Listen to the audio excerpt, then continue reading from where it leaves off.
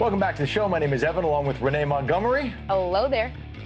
Renee, one of the freaky, disgusting things happened in MMA over the weekend. Jamall Hill, big UFC fighter, got his arm snapped during UFC 263 by his opponent, Paul Craig. Now, we're not going to show you the moment it snapped because it's disgusting. But it ended up the elbow, he was in an arm bar, and Craig dislocated. It was a hyperextension and a dislocation, and basically his arm looked like it was like cracked in half. It was really gross. To Jamall's credit, I mean, I would have been crying like a little baby, but he was just sitting there and he was like, "Oh man, this sucks." And everyone was like, "He broke his arm." Everybody thought the arm was broken. It was not broken. It was just hyperextended and dislocated. Now, we spoke with Jamall, and we're going to show you that video tomorrow.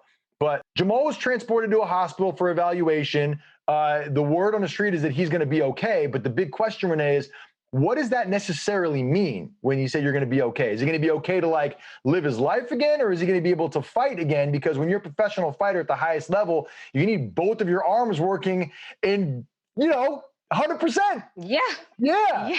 And so my question is, will he ever be able to recover from this 100% and be back at his full strength? So that's the question we had for Dr. David Abbasi, who is a very well-respected orthopedic surgeon who also serves as a ringside doctor at fights in Florida. So this guy knows about these kind of injuries, and he's also been around the sport so much that he knows what this means and how it can impact someone's career. So we asked Dr. Abbasi straight up, can Jamall Hill come back and function at his highest level again? Here's what he said. Nothing's 100%. Nothing's 100%.